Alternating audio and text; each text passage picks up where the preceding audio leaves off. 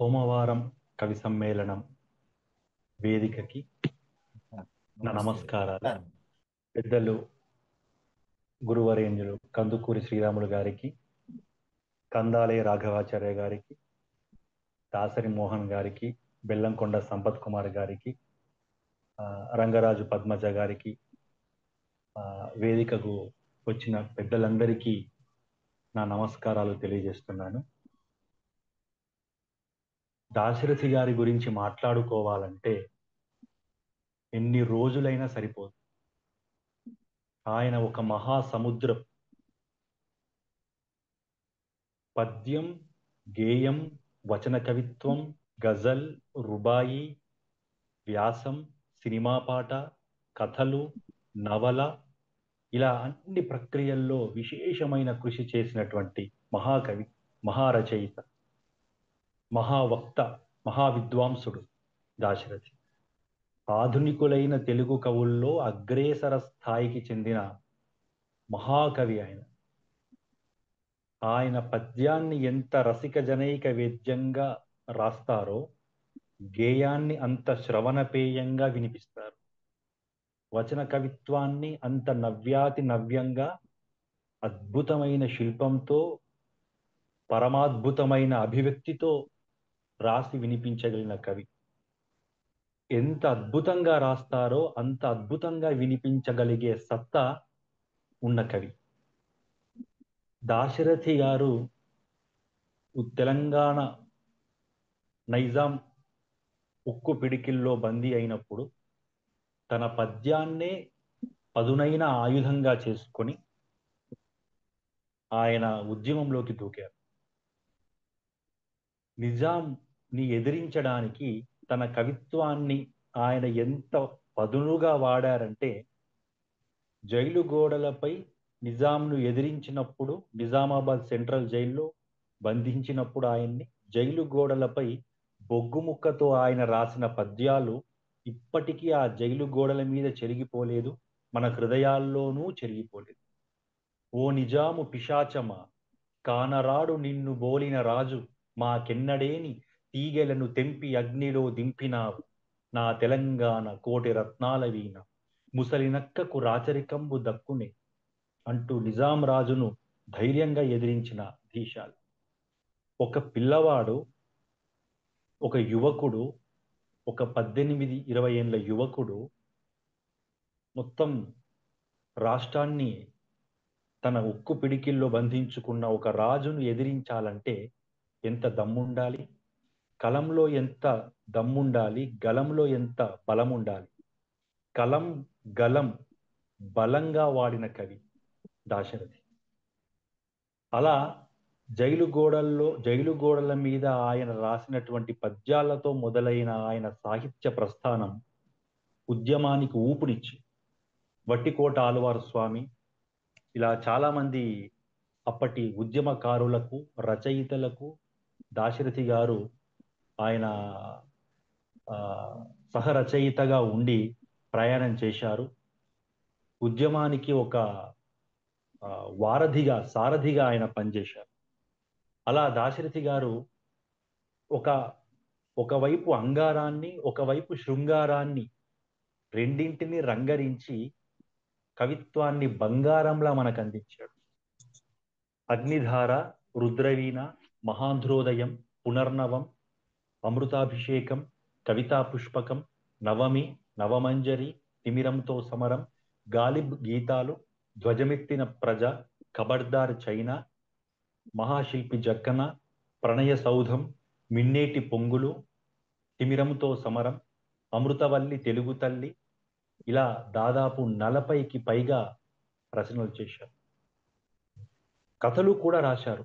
నిప్పు పూలు, తర్వాత దారి దీపం, గోల్కొండ కోట, ఇలాంటి కొన్ని కథలు, నాటికలు, లలిత గీతాలు కూడా దాశరథి గారు రాశారు. ఇలా బహుముఖీనమైన ప్రతిభ కలిగిన దాశరథి గారు బహుభాషా కోవిదుడు. తెలుగు, హిందీ, ఇంగ్లీష్, ఉర్దూ, సంస్కృతం, మరాఠీ, తమిళం, అంతేకాకుండా పర్షియన్ భాషల్లో ఆయన పండితుడు. ఉర్దూ, పర్షియన్, ఇంగ్లీష్ భాషల్లో కవిత్వం రాసిన కవి కూడా. కొన్ని భాషల్లో పండితుడు, కొన్ని భాషల్లో కవి. ఛందస్సు మీద విశేషమైన అధికారం ఉన్న కవి. ఛందస్సు మీద అటు అక్షర ఛందస్సు అయినా అంటే పద్య ఛందస్సు అయినా, ఇటు మాత్రా ఛందస్సు అంటే గేయ ఛందస్సు అయినా విశేషమైనటువంటి అధికారం ఉన్న కవి.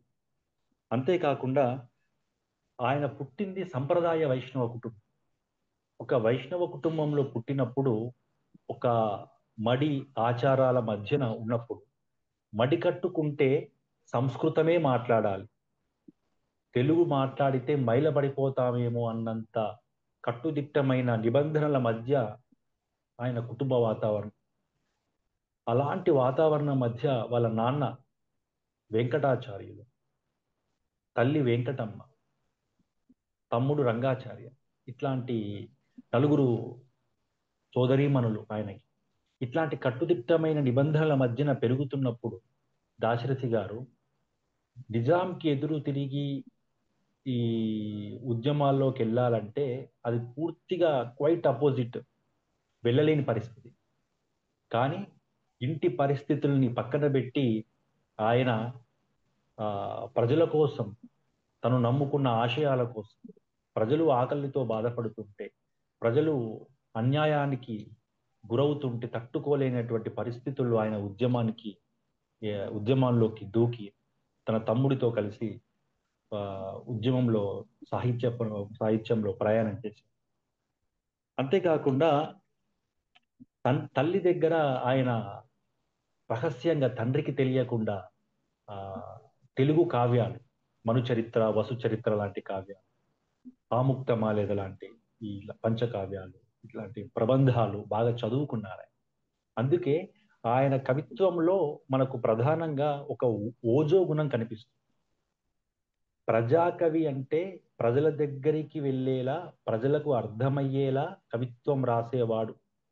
కానీ అయినా ఆయన కవిత్వంలో ఉన్న ఒక ఓజో గుణం అంటే ఓజస్సు, అంటే ఒక సంస్కృత సుదీర్ఘ సమాసాలతో కూడినటువంటి ఒక కవితా పటిమ మనకు ఆయన కవిత్వంలో కనిపిస్తుంది. అది చిన్నతనంలో. ఆయన మహాంధ్రోదయంలో ఒక పద్యం, గుమగుమలాడి నా మనస్సుగొన్న నవాబ్ద సఖీ ముఖానురాగమున సుమించే చంపకము ప్రసవించే కౌగిలిలోన కాంతి గోరటల్ తగన శోకము తచ్చరణ హతన్ సుమించే పొండల్ పసందగు నందన దివ్యవాటిలో అన్నారు. గుమగుమలాడి నా మనస్సుగొన్న నవాబ్ద సఖీ ముఖానురాగమున, తన మనస్సును పరవశింపజేసినటువంటి ఒక కొత్త సంవత్సరం అనేటువంటి ఒక కన్య యొక్క ముఖార విందాన్ని గురించి, ఆమె ముఖంపై ఉన్నటువంటి ఒక సౌందర్య తిలకాన్ని గురించి ఒక వినూత్నమైనటువంటి రమణీయమైన ఒక భావుకతతో చెప్పే కోణం మనకు ఆయన పద్యాల్లో కనబడుతుంది. ఇలాంటి పద్యాలను చదువుతున్నప్పుడు మనకు శ్రీనాథుడు, పోతన్న గారి పదలాలిత్యం మనకు కనిపిస్తుంది. అంతేకాకుండా ఆయన కవిత్వంలో ఉన్న అంగారం, ఈ అంగారం అంతా కూడా ఆయన ప్రజల్లో పడుతున్నటువంటి బాధలు, యాతనలు అన్ని చూసి చూసి విసిగి వేసారి రాసినటువంటి కవితలు కనిపిస్తుంది. నేను మీటే రుద్రవీణకు స్వరం నేర్పే రుధిర పక్షులు, కాల మార్గం మీద నడిచే కారు టైరుకు గాలి పోసే రుధిర పక్షులు, పేద సాదల స్వేద బిందు స్వాదురుచితో పొంగు రంగులు, నేను మీటే రుద్రవీణకు స్వరం నేర్పే రుధిర పక్షులు అంటూ ఆయన రాసినటువంటి ఆ కవితల్లో ఒక అంగారం, ఒక రౌద్రం కనిపిస్తుంది. అంతేకాకుండా ఆయన కవితల్లో మనకు చూసినట్టయితే ఒక కవిత, చరిత్ర పాడని ధరిత్రి చూడని పవిత్ర గీతం పాడండి, విచిత్ర భూతం చూడండి, నరాలలో తరతరాల బాధలు, యుగాలలో నరాల బాధలు, గిరి శిరస్సుపై హరీంద్ర గర్జన, మన మనస్సులో తర్జన భర్జన పరప్రభుత్వపు టూరికంబాలు, ప్రజా ప్రభుత్వపు గజిబిజి చర్యలు, స్వతంత్రమంటూ పెద్ద మాటలు, కుతంత్రాలతో గుద్దులాటలు, కన్నాం విన్నాం విన్నాం కన్నం, ఊరి ఊరి పొలిమేరలు మారి, దేశ దేశ సహవాసము కోరి, జాతి మతాలను పాతర వేసి, సామ్రాజ్యాలను సమాధి చేసి, అడుగు అడుగుకు మడుగులు కట్టిన ఎడద నెత్తురులు వడబోయించి, ముళ్ళు ముళ్ళుకు చిల్లిన రక్తం గులాబీల రంగులై వెలింగి, ఊరుపు తూరుపు ఏషియా రష్యా అమెరికా బ్రిటన్ శ్రమజీవులతో సమభావులతో అమర్చి కూర్చిన జగాన్ని మార్చిన విశాల విశ్వశ్రామిక భూతం, ఉల్కా పాతక ఉత్తర ధ్రువాత్యున్నత శీతం, ప్రళయోత్పాతం వజ్రాఘాతం. ఒక మహాకవి శ్రీశ్రీ మహాప్రస్థానం దారిలో కనబడుతుంది ఆ కవిత దృక్పథం. ఇది శ్రీశ్రీ గారి ప్రభావంతో రాశానని చెప్పి ఆయన చెప్పుకోవడం ఆయన వినయ విధేయతలకు తార్కాణంగా చెప్పవచ్చు. ఇది రాసినప్పుడు దాశరథి గారి వయస్సు 19 ఏళ్ళు. అంటే ఆ చిన్న వయస్సులో ఒక శబ్దం మీద, భావం మీద, ఒక ఛందస్సు మీద, ఒక కవితాత్మకత మీద ఉండే ఆయనకున్న పట్టు, కావ్యశాస్త్రం మీద ఆయనకున్న ఒక అథారిటీ, ఒక అధికారం, ఇది దీనికి చిన్నప్పుడు ఆయన చదువుకున్నటువంటి సాహిత్యం కావచ్చు, చుట్టూ ఆయన చూసినటువంటి పరిసరాలు కావచ్చు, వాటిని మధించి మధించి మనసులో కలిగినటువంటి భావాలు కావచ్చు, అలా పుట్టినటువంటి భావాలు, ఆ అగ్గిరవ్వలు, ఆ అంగారం, అదంతా ఆయన కవిత్వంలో మనకు కనిపిస్తుంది. ఆయన కవిత్వంలో శృంగారం కూడా కనిపించడానికి కారణం మహమ్మద్ ఇక్బాల్, తర్వాత మిర్జా అసదుల్లా ఖాన్ గాలిబ్, ఉర్దూ కవితకు షేక్స్పియర్ లాంటి వాడు. అలాంటి గాలిబ్ కవితల్ని బాగా అధ్యయనం చేయడం, వారిని బాగా వంటబట్టించుకోవడం వల్ల ఆయన కవిత్వంలో శృంగారం కనిపిస్తుంది. అంగారం కనిపించడానికి కారణం ఉద్యమం అయితే, ప్రజలు పడేటువంటి బాధలైతే, శృంగారం కనిపించడానికి కారణం ఆయన కవిత్వం, అంటే ఉర్దూ మహాకవుల కవిత్వాన్ని బాగా చదవడం. గాలిబ్ గజల్లను ఆయన తెలుగులోకి అనువదించారు. అయితే గాలిబ్ గజల్లను అనువదించడం అనేటువంటిది, గజల్ అంటే ప్రధానంగా మనకు గజల్ అనే పదానికి ఒక లేడీ అరుపు అనే అర్థం. జింక ప్రాణభయంతో వేసే అరుపుని గజల్ అంటాం. గజల్ దత్యాక్షరం, గజల్ కాదు, గజల్. అయితే ఈ గజల్ కి ఇది అరబ్బీ భాష నుంచి పుట్టినటువంటి ప్రక్రియ. తర్వాత ఉర్దూ, పర్షియన్, తెలుగు, హిందీ, ఇంగ్లీష్ లో కూడా వచ్చింది. తెలుగులో ఈ ప్రక్రియకు ఆద్యుడు దాశరథి. ఆయన గాలిబ్ గజల్లను గాలిబ్ గీతాలుగా అనువదించాడు, అదే పేరుతో అనువదించాడు. గాలిబ్ గీతాలు అని ఎందుకు అన్నారంటే, గీతాలు అంటే పాటలని కాదు ఆయన అర్థం. ఆయన ఉద్దేశం గాలిబ్ గీతాలు అంటే గాలిబ్ పాటలు అని కాదు, గీతము అనే అర్థంలో ఆయన వాడిన ఉద్దేశం ఏంటంటే గీత పద్యము అని. గాలిబ్ గజల్లని ఆయన గీత పద్యాలుగా తెలుగులోకి అనువదించారు. అవన్నీ తేట గీతులు. గీత పద్యం అంటే తేట గీతులు. ఈ గాలిబ్ గీతాలుగా ఆయన అనువదించి మనకు అందించారు. అయితే అందులో ఆయన అనువాదం చాలా సరళంగా ఉంటుంది. దానికి ఉత్తమ అనువాద పురస్కారం కూడా వచ్చింది 1965లో. బహదూర్ షాజాఫర్ పురస్కారం కూడా దానికి లభించింది. అయితే చాలా సున్నితంగా అనువాదం, ఉర్దూలో ఉండేటువంటి ఏవైతే పదబంధాలు ఉన్నాయో వాటికి అత్యంత సన్నిహితంగా ఆయన తీసుకున్నటువంటి అనువాద శైలి చాలా అద్భుతం. మచ్చుకు ఒకటి చెప్తాను. గాలిబ్ గారు రాసింది, బస్కే దుష్కార్ హరిహర్ కాంకా ఆశా హోనా, ఆత్మీ గోబి మయస్సర్ నహి హింసా హోనా అని రాసి. దీనికి తెలుగు అనువాదం ఆయన, ప్రతిదీ సులభముగా సాధ్యపడదులెమ్ము, ప్రతిదీ సులభముగా సాధ్యపడదులెమ్ము, నరుడు నరుడౌట ఎంత దుష్కరము సుమ్ము. ఏది కూడా మనకు అనుకున్నంత సులువుగా మనకు అందదు. మనిషి అవ్వడమే కష్టం, చాలా కష్టం. ఇప్పుడు నరుడు వానరుడైపోతున్నాడు. ఒకనాడు వానరు నుంచి వచ్చినటువంటి నరుడు మళ్ళీ వానరుడైపోతున్నాడు, ఒక నిశాచరుడైపోతున్నాడు. ప్రశాంత మానవ ఈ జగత్తుని అశాంతిగా రేకెత్తించేటువంటి నిశాచరుడిగా, వానరుడిగా నరుడు మిగిలిపోతున్నాడు అనే ఉద్దేశంతో ఆయన మనిషి అవ్వడమే చాలా కష్టం అనే ఉద్దేశంతో, ఆ భావంతో ఆ గీత పద్యంగా అనువదిస్తారు. ఇలా చాలా రాశారు. ఇది ఆయన అనువాద శైలి. అయితే ఇది ఇవే కాకుండా ఆయన గజళ్లలో సొంతగా, ఇది అనువాదమే కాకుండా సొంతగా కూడా ఆయన చాలా గజలు రాశారు.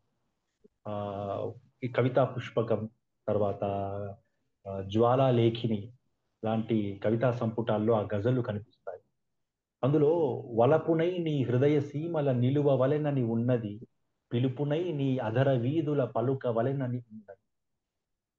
వలపునై నీ హృదయ సీమల నిలువ వలెనని ఉన్నది, పిలుపునై నీ అధర వీధుల పలుక వలెనని ఉన్నది. నీవు నడిచే నీవు నడిచే నీడ పక్కన నింబభూర్గ శాఖనై పట్టు కుచ్చుల నీడ గొడుగులు పట్టె వలనని ఉన్నది అని రాస్తారు. ఇలా అంటే గజల్ పల్లవిని మతలా అంటాం మనం, గజల్ చరణాన్ని షేర్ అంటాం. ఈ గజల్లో మనకు ద్వైపాద గీతికలు, ఈ బహార్ అంటాం, షేర్లు బహార్. అయితే చివర గజల్లో చివరి చరణాన్ని మక్తా అంటాం. దాంట్లో కవి యొక్క ఒక తకల్లుస్ ఉంటుంది, అంటే కవి యొక్క సంతకం, సిగ్నేచర్ ఉంటుంది, నామముద్ర. ఆయన తన సంతకంగా కొన్ని చోట్ల వాడుకున్నారు, షరధి అని పెట్టుకున్నారు. తినారే అని నారాయణ రెడ్డి గారు పెట్టుకున్నట్టు దాశరథి గారు కూడా షరథి అని పెట్టుకున్నారు. ఎవ్వరు మీరు బాలికల ఎగిరే దీప జ్వాలికల, నవయువగల రుధిరం కోసం నాలుక సాచెడి కాలికల, శరధి రచించే నాటికల మురిపించే నవచూలికల అని ఆయన చివర్లో శరధి అని తన కలం పేరును ఆ గజల్ కి తకల్లుసుగా పెట్టుకుంటారు. ఇలా దాదాపు ఒక 15 గజళ్ళు సొంతగా రాశారు, గాలిబ్ గీతాలు కాకుండా. ఆ తర్వాత గేయాలు, అద్భుతమైనటువంటి గేయాలు. దాశరథి గారి గేయాలు మనకు ప్రధానంగా చూస్తే ప్రబోధం, అద్భుతమైనటువంటి ఒక సామాజిక వాతావరణాన్ని, చూసినటువంటి సమాజాన్ని, ఎక్కడైతే మానవత్వానికి ఆ ఒక ఆటంకం కలుగుతుందన్నప్పుడల్లా ఆయన అద్భుతమైనటువంటి గజళ్లను, గేయాల్ని రాశారు. మాత్ర ఛందస్సు మీద ఆయనకు ఎనలేనంత అధికారం, పట్టు.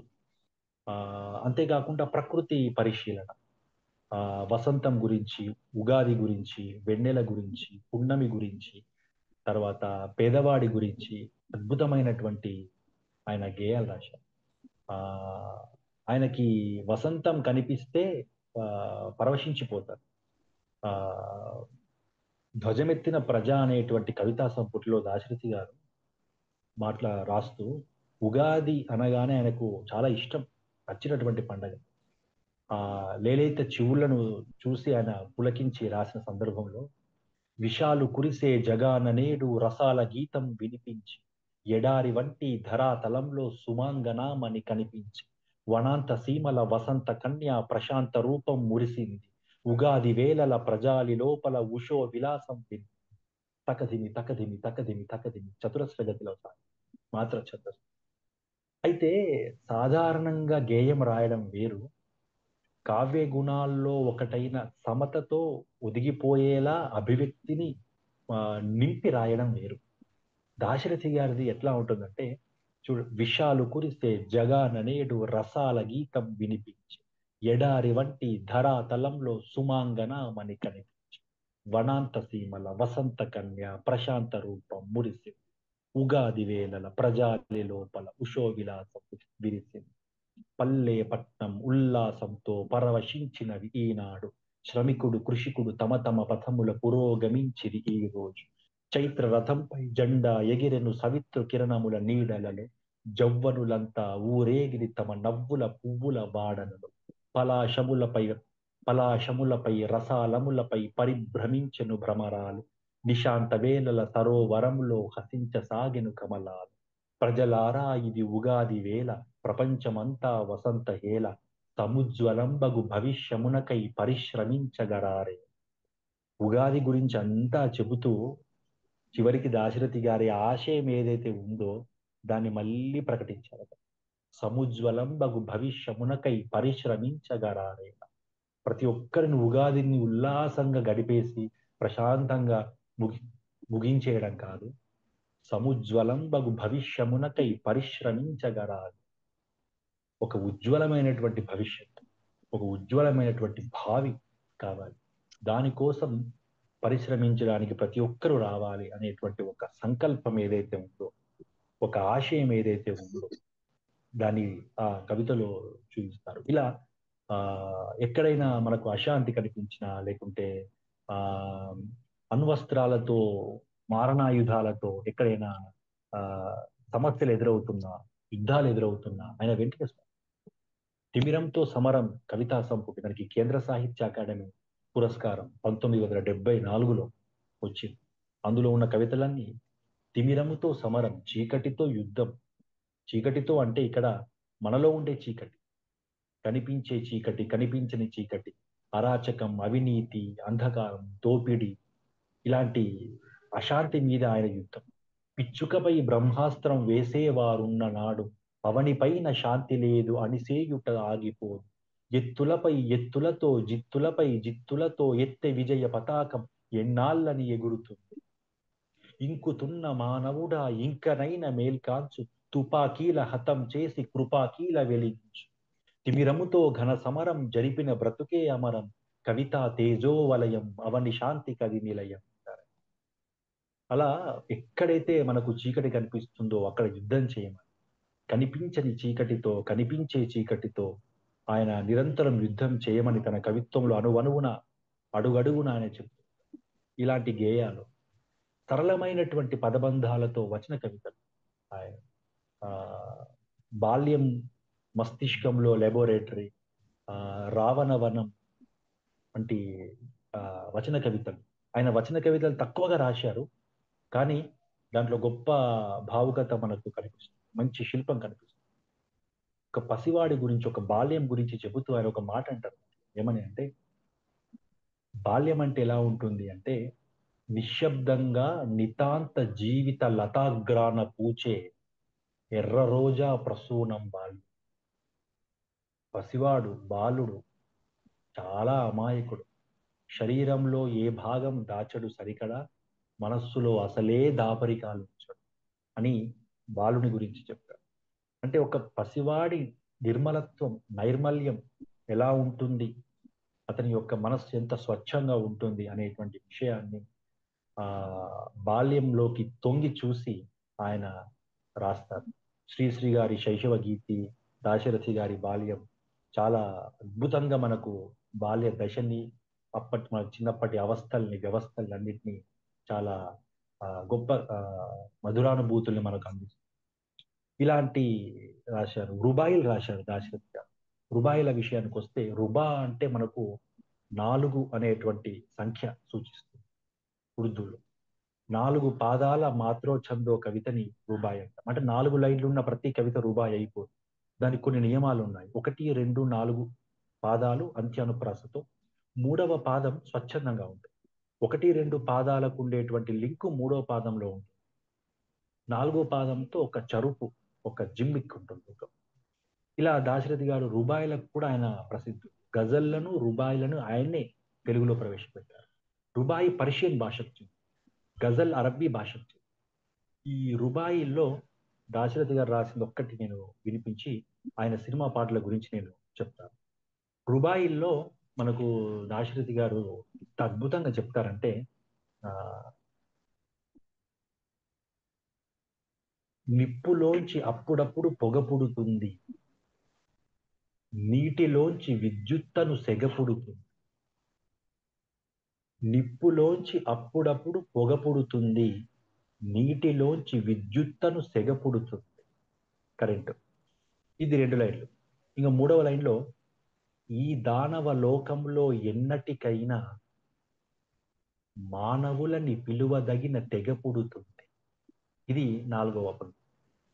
ఇక్కడ కూడా ఆయన కాఫియా ప్రదర్శించారు. అంతఃప్రాస, మనకు గజల్లో, రుబాయిల్లో అంతఃప్రాసను అంటే మధ్యలో వచ్చే ప్రాసను కాఫియా అంటాం. చివరిగా అంటే అంత్యానుప్రాసను రదీఫ్ అంటాం. అంతఃప్రాస పొగ, తెగ, సెగ, ఇదంతా అంతఃప్రాస.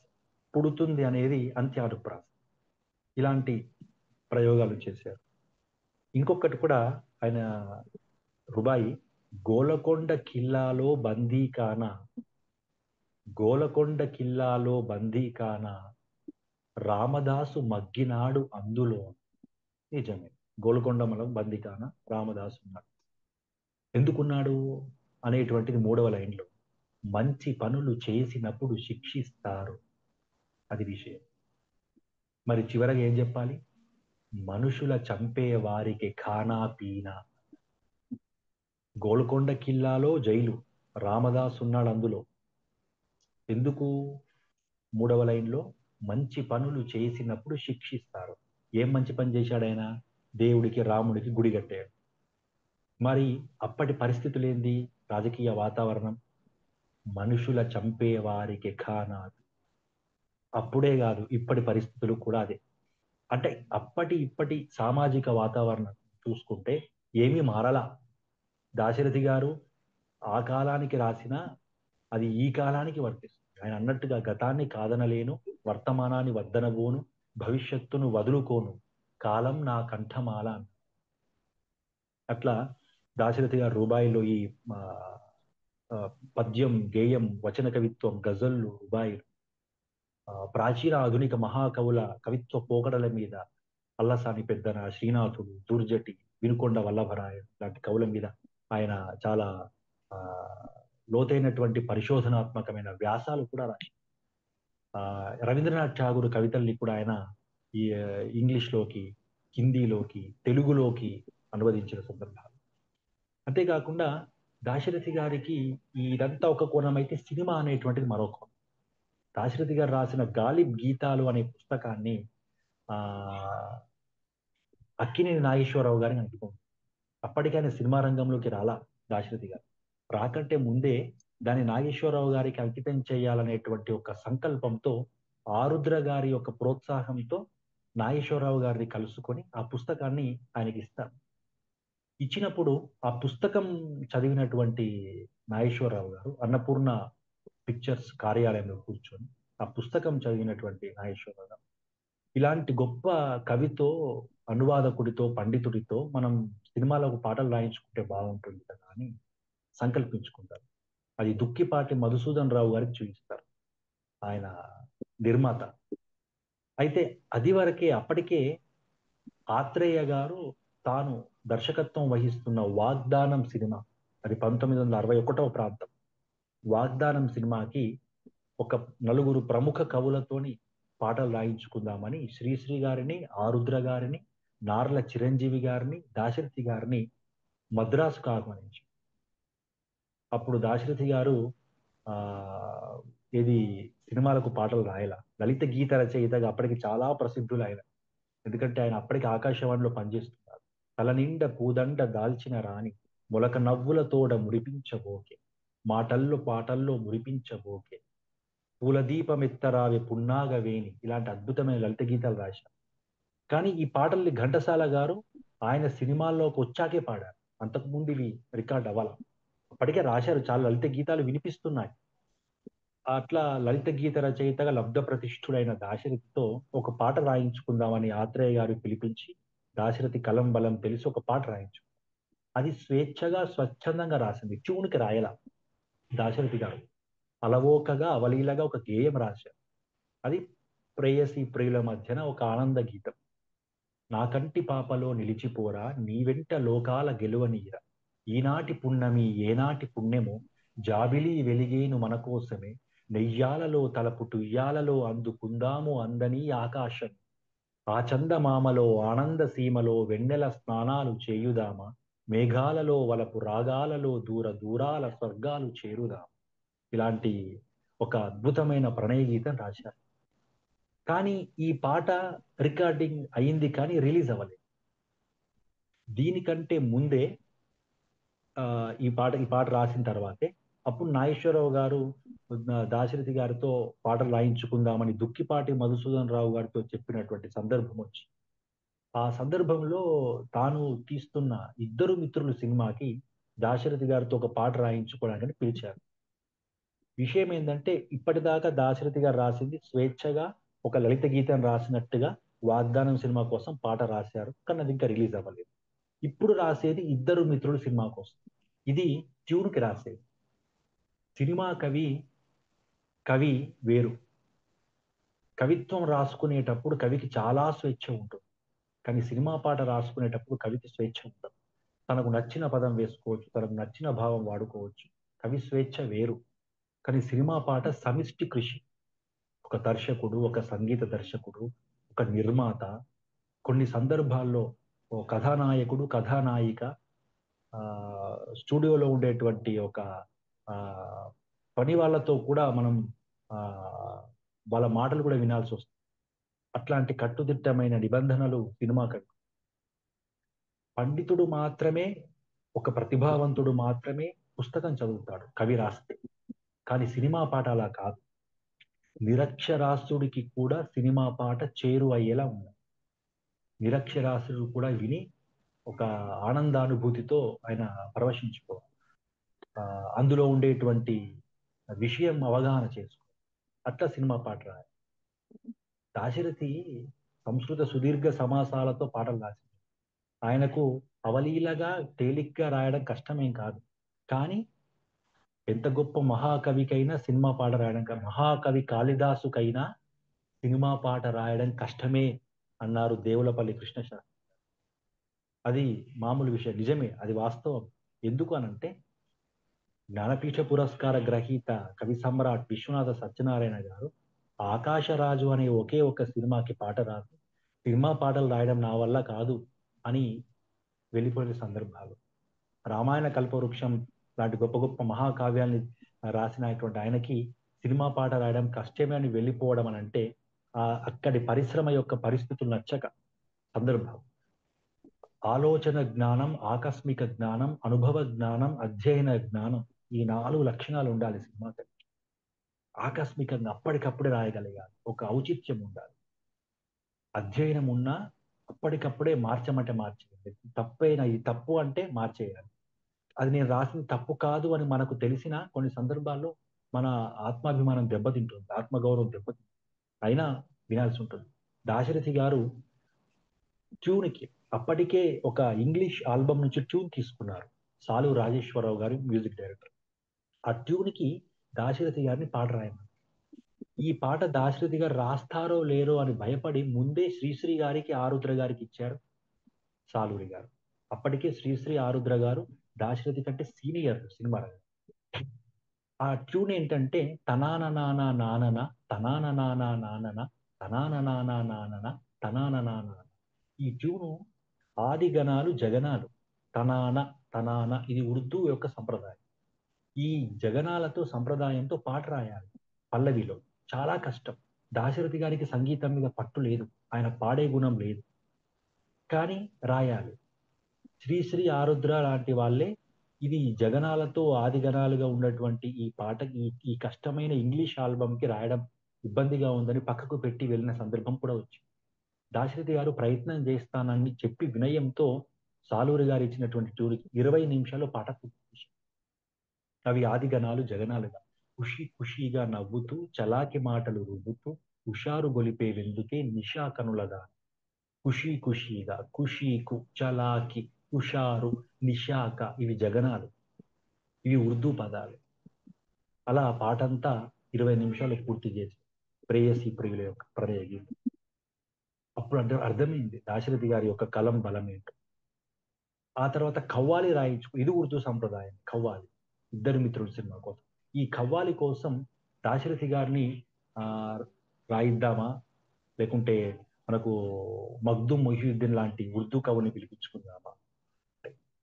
హైదరాబాద్ నుంచి ఇంకో కవి ఎందుకు, దాశరథి గారు మద్రాసులో ఉండగానే దాశరథి గారితోనే కవ్వాలి రాయించి తెలుగు సినిమాల్లో వచ్చిన మొట్టమొదటి కవ్వాలి గీతంగా అది ప్రసిద్ధి. మీరు కవ్వాలి అన్నారు కాబట్టి నేను తొలి పదం నవ్వాలి అని ఎత్తుకుంటానని చెప్పి ఆయన నవ్వాలి నవ్వాలి నీ నవ్వులు నాకే ఇవ్వాలి అందాల చిన్నవాడ బంగారు వన్నె కాడ నీకున్న చింతావంతా ఈనాడే తీరాలి అంటూ కవ్వాలి ఆ గీతం రాశారు. సమయం తక్కువగా ఉంది కాబట్టి నేను పాడలేకుండా కేవలం అట్లా వినిపిస్తున్నాను లయాత్మకంగా. ఆ చాలా ప్రణయ గీతాలు. ఆ కన్నె వయసు సినిమాలో బాలసుబ్రహ్మణ్యం గారికి స్టార్ స్టేటస్ తీసుకొచ్చిన పాట. ఏ దివిలో విరిసిన పారిజాతము, ఏ కవిలో మెరిసిన ప్రేమ గీతము, నా మదిలో నీవై నిండిపోయెను. ఇది కథానాయకుడు, ఆ సినిమాలో కవి ఒక యువకుడు యవ్వనంలో ఉన్నాడు, కవిత్వం రాస్తున్నాడు. అందున ఆ ఉరకలేసేటి పరువం, ఆ తన కథానాయికను దృష్టిలో పెట్టుకొని రాస్తున్నాడు. ఒక లాలిత్యం కనబడాలి, ఒక యవ్వనం కనబడాలి, కవిత్వంలో ఒక రసరమ్యత కనబడాలి. దాశరథి గారు ట్యూన్కి రాశారు. ఏ దివిలో విరిసిన పారిజాతము, ఏ కవిలో మెరిసిన ప్రేమ. చరణంలో పాల బుగ్గలను లేత సిగ్గులు పల్లవించగా రావే, నీలి ముంగురులు పిల్లగాలితో ఆటలాడగా రావే, కాలి అందియలు గల్లు గల్లు మన రాజహంసలా రావే. ఆమె నీలి ముంగురులు గాలికి చెలరేగుతున్నప్పుడే దగ్గరికి రమ్మని తనను చేరుకోమని చెప్తారు. అంటే నీలి ముంగురులు గాలికి చెలరేగుతున్నప్పుడే ఆమె యొక్క అందము అభివ్యక్తం అవుతుందనేటువంటి ఒక భావన, వినూత్న దృక్కోణంలో చూసిన ఒక భావుకత, ఒక అభివ్యక్తి కనిపిస్తుంది. ఇట్లాంటి పాటలు ఉన్నాయి ప్రణయ గీతాల్లో. నన్ను వదిలి నీవు పోలేవులే, అది నిజములే, పువ్వు లేక తావి నిలువలేదు. కేవి మహదేవన్ గారు ట్యూన్కి దాశరథి గారు 10 నిమిషాలు రాసిన పాట. ఆ, ఇలా ట్యూన్కి అలవోకగా అప్పటికప్పుడే పాట రాయడం, సంగీతం మీద పట్టు లేదు. మరి దాశరథి గారికి ఇలా ట్యూన్కి అంత అవలీలగా ఎలా రాయగలిగారు? సంగీతం మీద పట్టు లేకపోయినా ఆయనకు మాత్ర ఛందస్సు మీద పట్టు. తిశ్రం, ఖండం, మిశ్రం, చతురస్రం, ఈ యొక్క తాళ గతి మీద, ఆ తాళ లయల మీద ఆయనకు పట్టుంది. కాబట్టి ఏ సంగీతమైనా, ఏ స్వరమైనా ఈ మాత్రల మాత్రానుగబద్ధంగా ఆయన రాసుకొని ట్యూన్ కవలీలుగా రాశారు. భక్తి గీతాల్లో దాశరథి గారి ప్రత్యేకమైన శైలి. నడిరేయి ఏ జామును అంటూ అమ్మ వెంకటేశ్వర స్వామి మీద పాట రాశారు. బిఎన్ రెడ్డి గారి దర్శకత్వంలో వచ్చిన రంగుల రాట్నం సినిమాలోని పాట 67లో, 1967.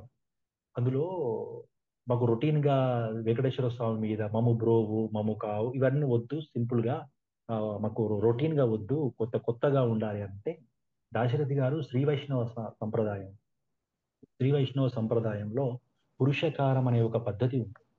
అంటే తన యొక్క బాధని నేరుగా భగవంతునికి చెప్పకుండా అమ్మవారి ద్వారా అయ్యవారికి సిఫారసు చేయించేటువంటి ఒక పద్ధతి.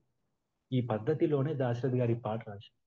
కంచర్ల గోపన్న కూడా, రామదాస్ కూడా నన్ను బ్రోవమని చెప్పవే సీతమ్మ తల్లి అన్నారు. అమ్మవారి ద్వారా, సీతమ్మ ద్వారానే రామయ్యకి చెప్పించి, నేను అదే కోణంలో రాస్తానని చెప్పి దాశరథి గారు ఆ నడిరే ఏ జామును స్వామి నిరుజేర దిగివచ్చును, తిరుమల శిఖరాలు దిగివచ్చును అంటూ మముగన్న మాయమ్మ అలివేలు మంగమ్మ పతిదేవు ఒడిలోన మురిసేటి వేళ, స్వామి చిరునవ్వు వెన్నెలలు కురిసేటి వేళ, విభునికి మా మాట వినిపించవమ్మ, ప్రభువుకి మా మనవి వినిపించవమ్మ.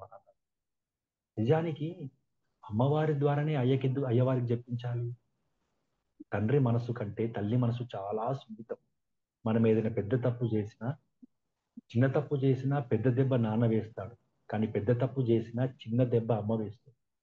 ఆ తప్పును చిన్నగా సరిదిద్ది, ఎలాంటి సమయంలో నాన్నకి చెబితే నాన్న వింటాడో అలాంటి సమయంలో చెప్పు, ఆ తప్పు చిన్నగా సవరించి. అయితే ఇక్కడ దాశరథి ప్రత్యేకత ఏంటంటే ఈ పాటలో ఏ సమయంలో చెబితే తండ్రి వింటాడో ఆ సమయాన్ని కూడా ఆయనే సూచించడం ప్రత్యేకత. ఏమంటారు? నడిరే ఏ జామును స్వామి నిలుజేర దిగివచ్చును, తిరుమల శిఖరాలు దిగివచ్చును. ఆయన ఉన్నది వెంకటేశ్వర స్వామి కొండ మీద, అమ్మవారు ఉంది కింద, అలివేలు మంగం.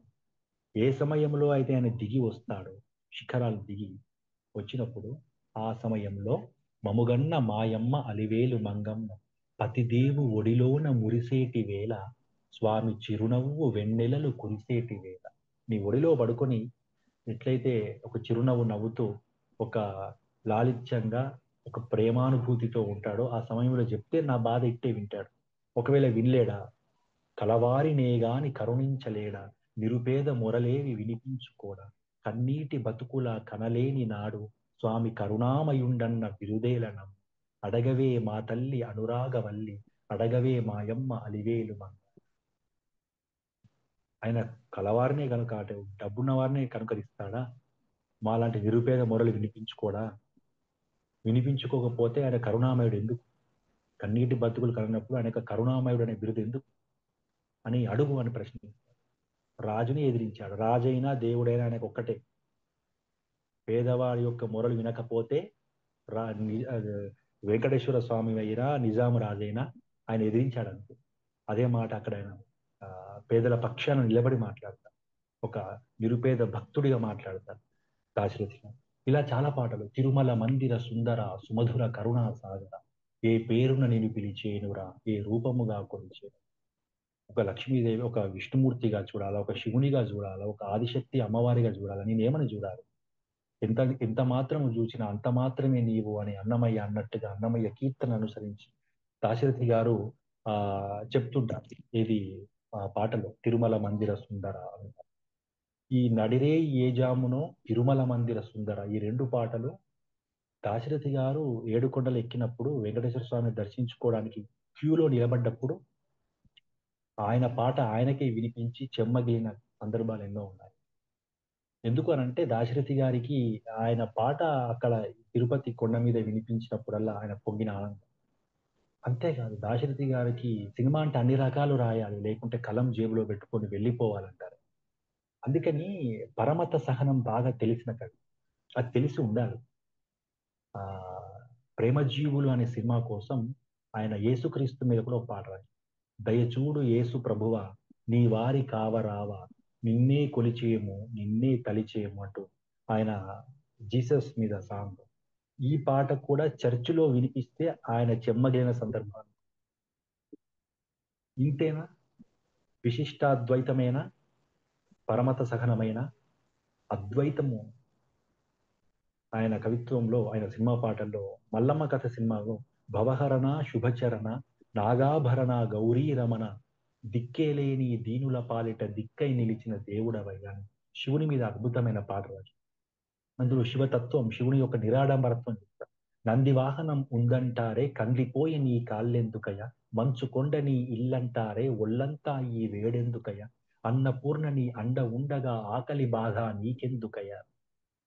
ఆయనకు నంది వాహనం ఉన్నా తిరుగుతాడు, మంచు కొండ మీద ఉన్నా ఒళ్ళంతా వేడితో ఉంటుంది. అన్నపూర్ణ పక్క నుండి ఉన్న ఆయన ఆదిభిక్షువు, భిక్షగాడు. ఇలా శివుడి యొక్క నిరాడంబరత్వం ఏది ఉన్నా శివతత్వం ఏంటి, ఏం చెప్పాలి, మానవ హితం ఏంటి, మానవ సమాజానికి ఆయన చేసి ఇచ్చిన సందేశం ఏంటి ఆయన ఆయన యొక్క జీవితం ద్వారా, ఆయన యొక్క పద్ధతుల ద్వారా, ఆయన నిరాడంబరత్వాన్ని గురించి పాటలు.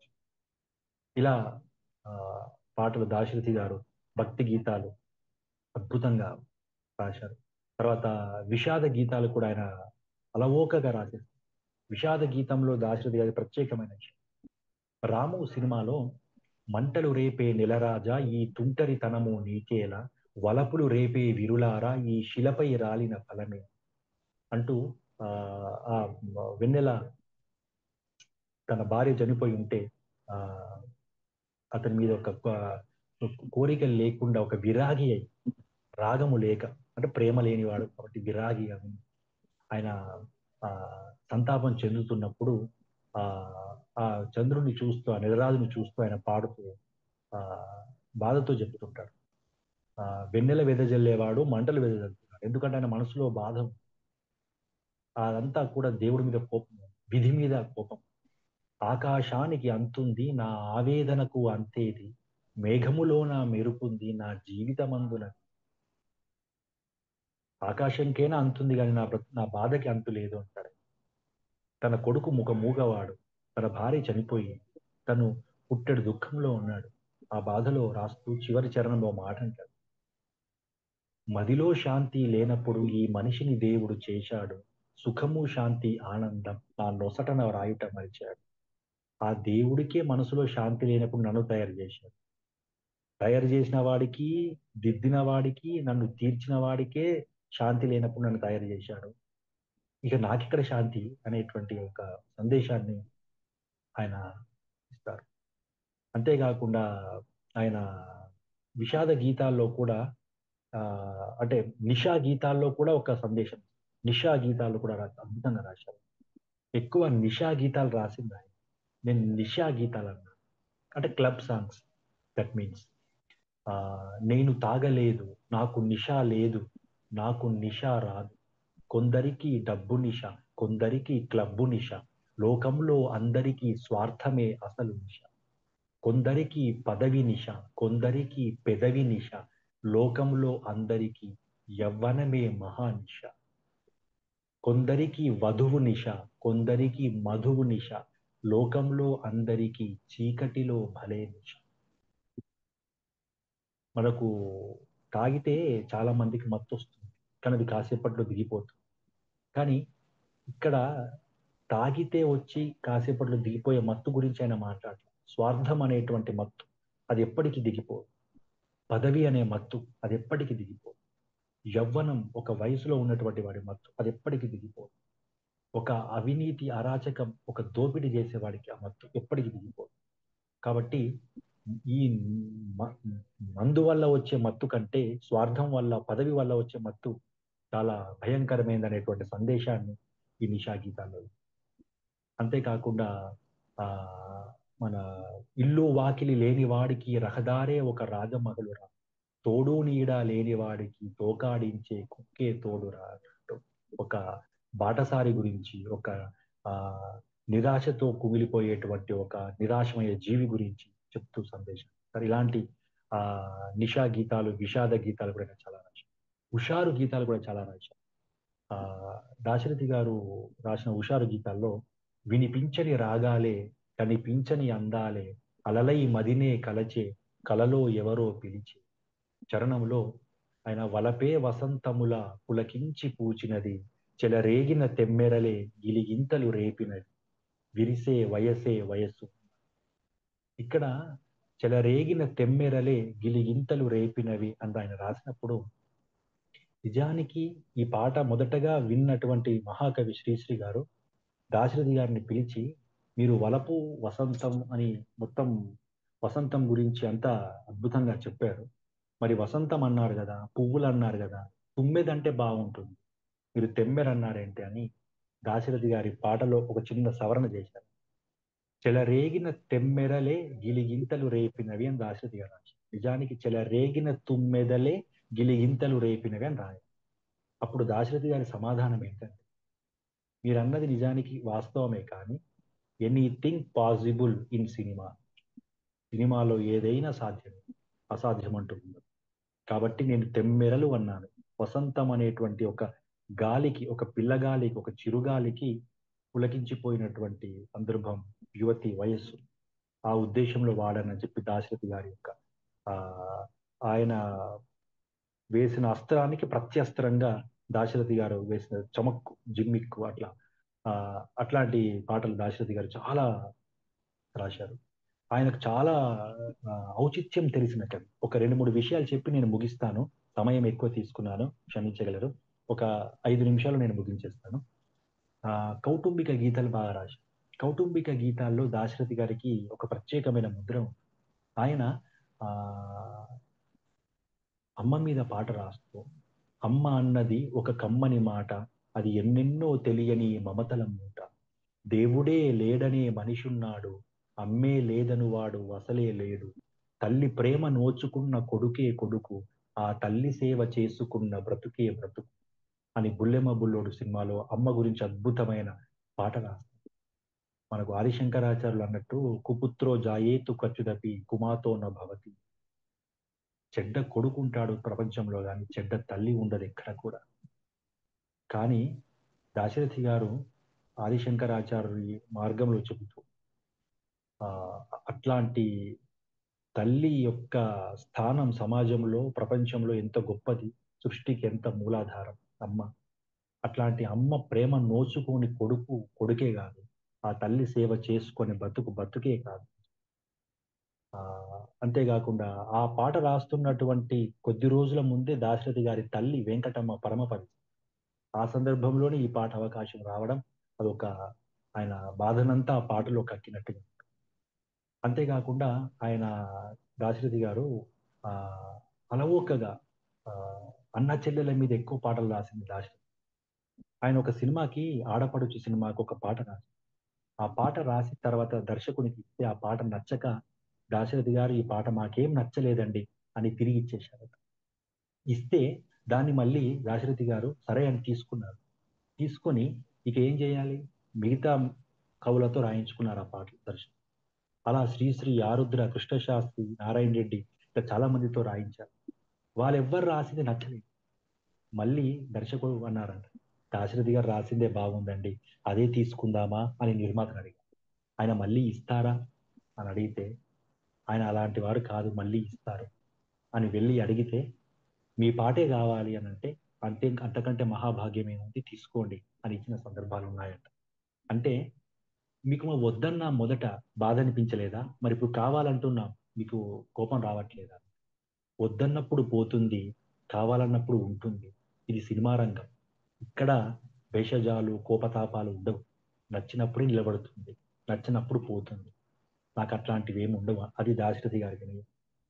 అంతేకాకుండా బాబు వినరా అన్నా తమ్ముల కథ చెప్పడం మర్చిపోయా. ఆ అన్నా చెల్లెల పాటే ఏంటంటే, ఓ అన్న నీ అనురాగం ఎన్నో జన్మల పుణ్యఫలం, పుట్టిన రోజున నీ దీవెనలే వెన్నెల కన్నా చల్లదనం అనే పాట.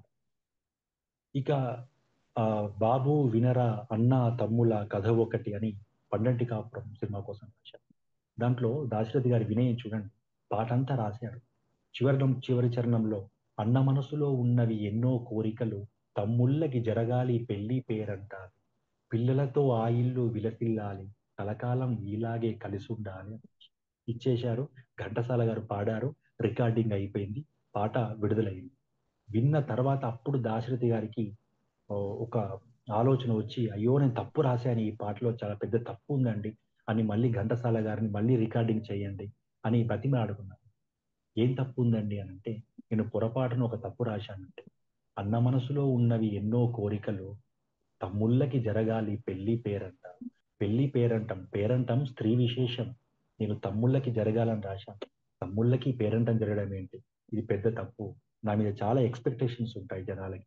మార్చండి అన్నారంట. ఘంటసాల గారు ఏమన్నారు?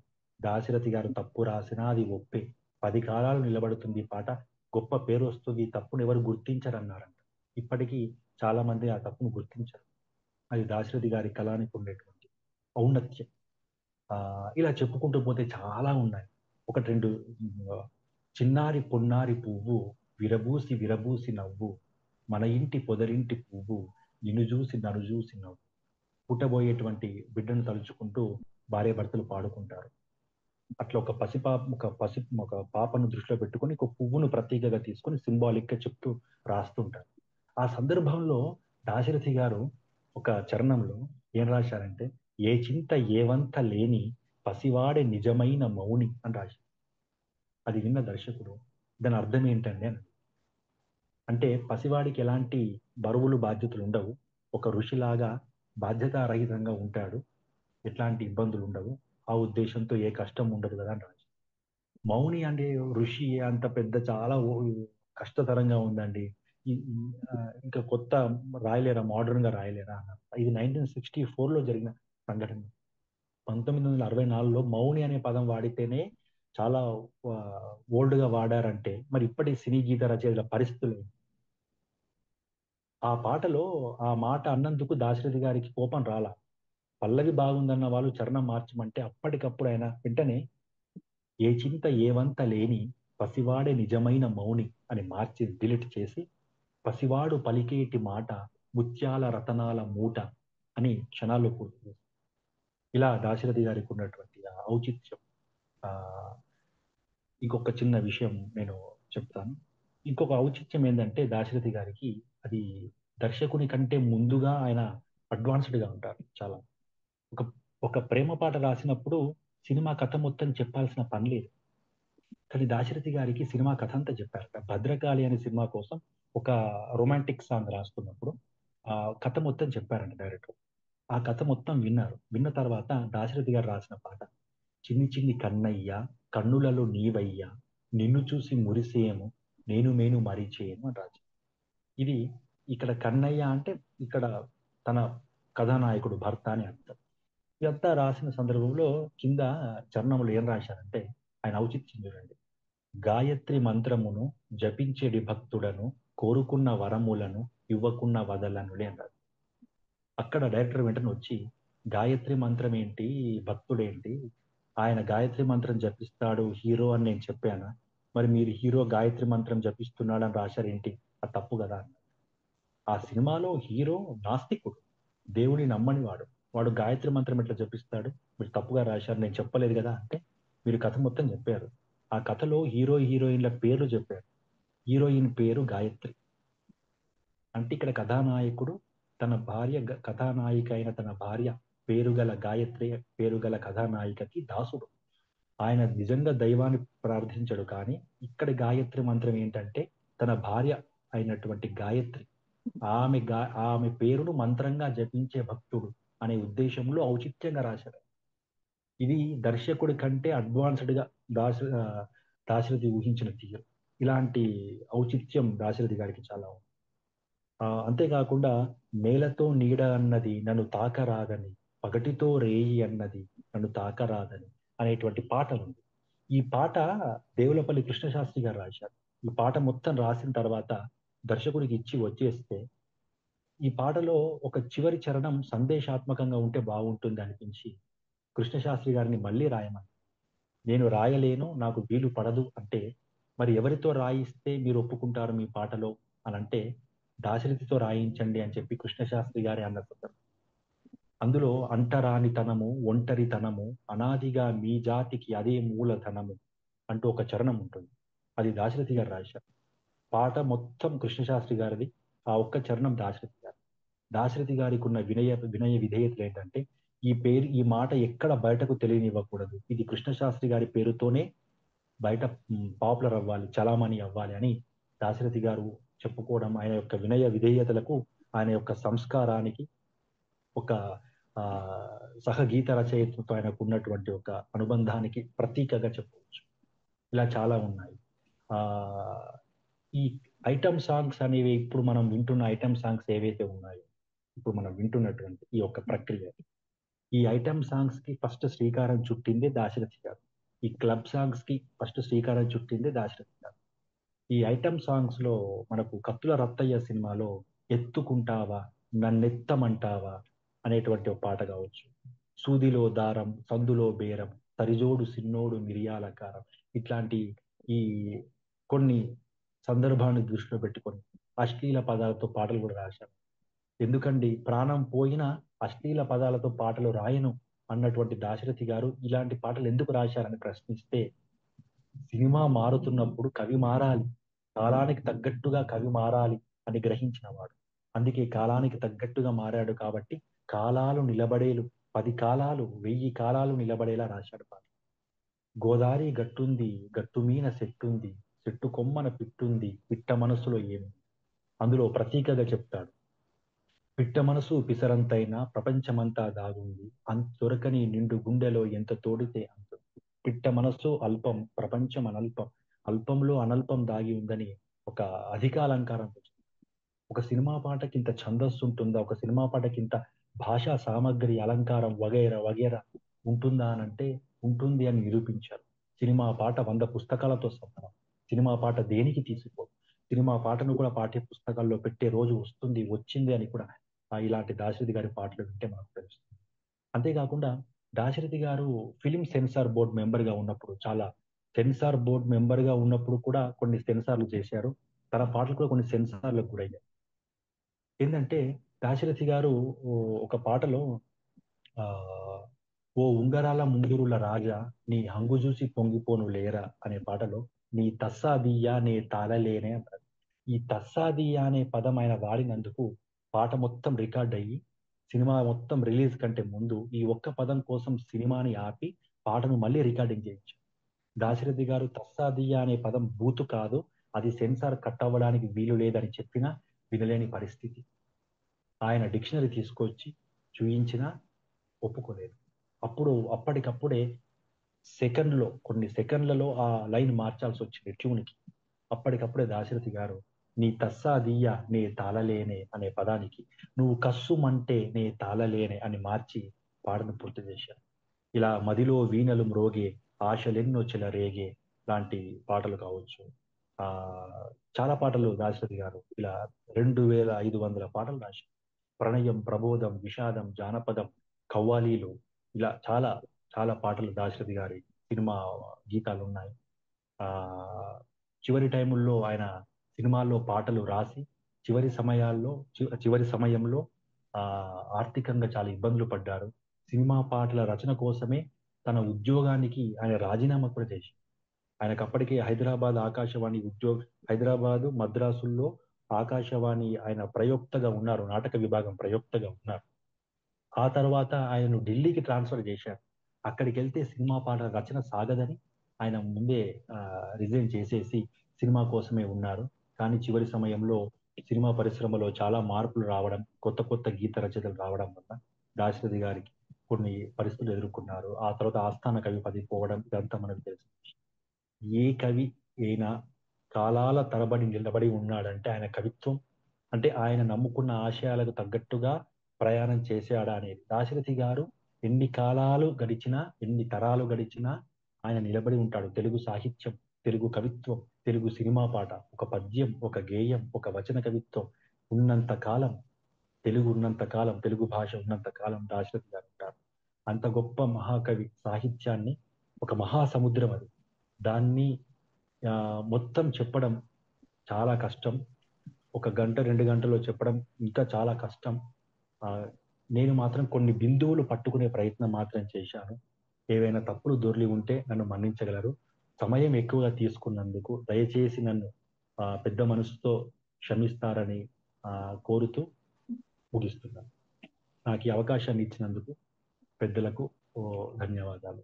కందుకూరి శ్రీరాములు గారికి, బెల్లంకొండ సంపత్ కుమార్ గారికి, దాసరి మోహన్ గారికి, ఆ పెద్దలందరికీ, కందాలే రాఘవాచార్య గారికి, మీరంతా పెద్దవాళ్ళు, పెద్ద మనసుతో నేను చెప్పినటువంటి నా ప్రసంగాన్ని విని నాకు మీరు ఆశీస్సులు ఇస్తారని నేను కోరుతూ ముగిస్తున్నాను.